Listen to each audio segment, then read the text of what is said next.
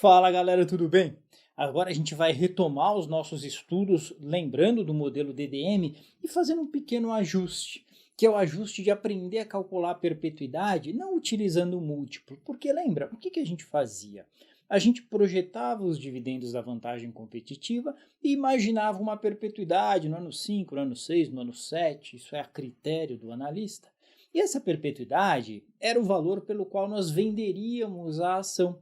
E a gente imaginava o seguinte: se essa ação normalmente é vendida a 15 vezes o lucro, o índice preço-lucro de 15, vamos imaginar que lá na frente ela vai ter um lucro estimado daqui a 5, 6 anos, e ela vai poder ser vendida a 15 vezes o seu lucro. Agora a gente vai mudar um pouquinho a abordagem e já já você vai entender por quê. Então vem comigo, né? Olha só, vamos entender o que é uma perpetuidade. Imagina que eu te faça essa seguinte proposta indecente: você vai ter o direito de receber por algum motivo, né? Seja um título que você recebeu, que você comprou, algo assim, você tem o direito de receber R$ 1.000 por mês, todos os meses. E eu quero comprar esse título de você, né? Eu quero adquirir esse título de você. Por quanto você me vende esse título? Ou seja, como que a gente precifica uma perpetuidade, que é um direito de você receber ad eternum, direito vitalício, que você passa para os seus filhos, que você pode vender, nunca termina, e eu quero comprar de você esse direito de receber R$ 1.000 por mês todos os meses.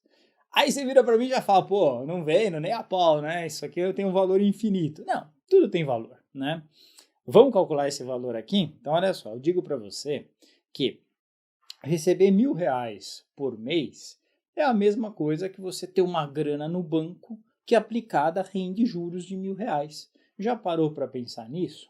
Por exemplo, se você tiver hoje, sei lá, um determinado valor no banco, imagina que você consiga 0,5% de taxa naquele banco, né? Olha, faz uma conta aqui comigo. Eu vou pegar esses R$ 1.000 aqui, tá certo? E eu vou dividir aqui por 0,5%, 0,5% ao mês. 0,5% é 0,05, tá? Quando eu fizer essa divisão, sabe o que vai acontecer? Você vai ver que isso aqui vai dar R$ 200.000. Olha que interessante, R$ 200.000. Então, se você pegar R$ 200.000 e deixar aplicado a uma taxa de 0,5% ao mês, você vai ter um fluxo de R$ 1.000 mensais, é o que vai render de juros, tá certo? A conta inversa é essa: para ter R$ 1.000 por mês a uma taxa de meio, você precisa ter no banco 200 mil. Então, se eu te pagar 200 mil, né, em tese você é indiferente, tanto faz ter 200 mil no banco ou receber R$ 1.000 ad eternum mensalmente. Perceberam? Então a perpetuidade ela é calculada assim. É sempre o fluxo de caixa dessa perpetuidade dividido pela taxa que você consegue, né, o seu custo de oportunidade ao investir esses fluxos de caixa. E aí eu cheguei nesse valor, que foi o valor de R$ 200.000. Legal? Agora vamos sofisticar um pouquinho aqui o problema. Vamos imaginar que você vai ter um reajuste nesses fluxos de caixa. A coisa ficou melhor ainda. Antes era fixo R$ 1.000, agora você vai ter um reajuste de 0,25% ao mês. Então, num determinado mês, esse próximo aí você vai receber R$ 1.000, no próximo você já recebe 1.000 e alguma coisinha, no outro 1.000 e mais um tantinho, assim vai tendo reajustes. Te pergunto, vale mais ou vale menos do que se não tivesse reajuste? Ah, vale mais, né? Sempre tem reajuste, o Dragon vale mais, né? Então, esse é um princípio muito importante no mundo das finanças. Crescimento tem valor. Então, quando a gente imagina um investimento, um fluxo de caixa que vai crescer, isso vai ter um valor adicional. E aí, como que seria o cálculo? A perpetuidade na data zero, ela vai valer o fluxo de caixa dividido pela taxa de desconto, né, como a gente fazia, menos o crescimento. É assim que a gente faz a conta. Não vou entrar no mérito de demonstrar por que é assim, mas acredite em mim, é assim que faz. Então, se eu pegar lá os R$ 1.000, tá certo? E aí eu tenho um retorno de 0,5%, né, o que eu consigo investir no banco, e faço menos 0,25%, que é o crescimento, né? Quando eu fizer essa conta, eu vou chegar num valor que é de R$ 400.000. Pode fazer aí na HP, você vai ver que vai dar isso aí no Excel. R$ 400.000. Vale o dobro, perceberam? Então, para calcular uma perpetuidade, é só a gente pegar qual vai ser o primeiro fluxo de caixa seguinte, que é esses R$ 1.000, qual vai ser o crescimento desse fluxo de caixa, 0,25 aqui no enunciado, e qual é a taxa de desconto, o custo de oportunidade, o que a gente utiliza aí de retorno exigido pelo acionista. Aí com isso a gente calcula a perpetuidade. Perceberam? A gente vai usar isso no nosso modelo, você vai entender de uma forma bem tranquila e passo a passo como é que isso vai funcionar. Beleza? Então basicamente é isso, né? Aqui tem um sinalzinho de menos que não saiu, mas é isso aí. Beleza? Então olha só, aqui a gente vai pegar o próximo dividendo por ação, aqui a gente vai pegar o retorno exigido pelo acionista, aqui a gente vai pegar o crescimento esperado daqueles fluxos de caixa de lá para frente. Beleza? Vem comigo aqui, eu vou abrir agora aqui o meu Excel com vocês, então vamos lá.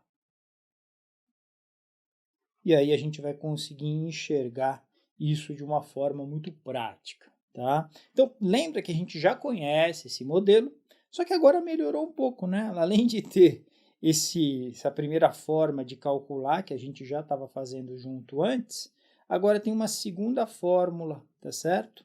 Uma segunda forma de calcular, que é utilizando a perpetuidade. A grande diferença é que no primeiro modelo eu olhava, a Magazine Luiza normalmente é negociada a 94 vezes o seu lucro. Então eu estou imaginando que daqui 5 ou 6 anos ela vai continuar sendo negociada a 94 vezes o seu lucro, o que eu acho muito difícil.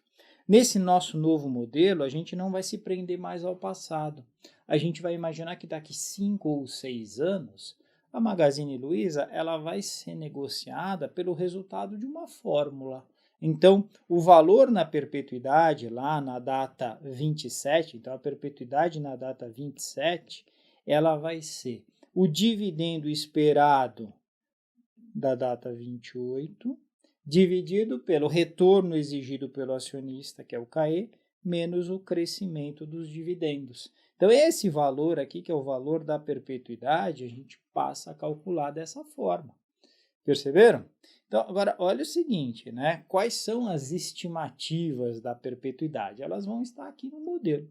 Primeiro, o que a gente vai considerar de G, de crescimento? Normalmente, para todas as empresas, a gente imagina que na perpetuidade elas vão crescer um crescimento real, que normalmente é o PIB que a gente coloca, então está aqui, ó, 4% de PIB, mais a inflação para mercado emergente, eu fiz o contrário, né? O PIB é 2,5% e a inflação é 4%. É mais ou menos isso que a gente está trabalhando para mercado emergente. Um crescimento de 2,5% de PIB, que é crescimento real, mais uns 4% de crescimento de inflação, 4 com 2,5 vai dar esse 6,6, um pouquinho mais que 6,5. Beleza? Então é isso que a gente vai fazer. Deixa eu apagar aqui para não ficar muito poluído. Então, a gente chega nesse crescimento esperado aqui de 6,6%. Legal? Muito bom. Agora, como é que eu cheguei neste dividendo por ação de 23 centavos? É só lembrar o seguinte, que lá na perpetuidade, se eu vou trabalhar com um crescimento de 6,6%, se essa empresa ela tem um ROI de 35%, ela vai conseguir dar um payout muito grande para o seu acionista, 81%. Lembra que essas três coisas estavam relacionadas, crescimento, ROI e taxa de retenção. O menos a taxa de retenção vai ser o payout. E aí a gente chega, então, nesse valor de payout de 81%. Então, eu imagino que lá em 2027, dos 28 centavos que a empresa gera de lucro, 23 vai virar dividendo por ação. Olha que interessante. Beleza? Muito bom. Aí eu pego esses 23 centavos, né? E calculo que deve ser de 2028, porque 23 centavos é o de 2027, só que eu preciso do dividendo de 2028. Joga um crescimento de 6,6%, que é o que eu fiz aqui, tá? Então, isso aqui é o dividendo 27 com um crescimento, então vezes 1 mais G, dividido pelo KE menos G. Substituo, né? O KE está aqui, ó, o G está aqui, então eu substituo isso na fórmula e eu cheguei nesse valor de perpetuidade de 4,56, de R$ 4,56. Beleza? Então esse é o modus operandi. Na aula que vem, a gente vai falar um pouquinho mais sobre isso e a gente vai ver como a existência desse modelo de precificação faz com que as ações de alto crescimento sejam muito mais arriscadas do que as ações de valor, as ações baratas. Beleza? Valeu, fica com a gente. No próximo vídeo a gente discute então essa questão. Um abraço.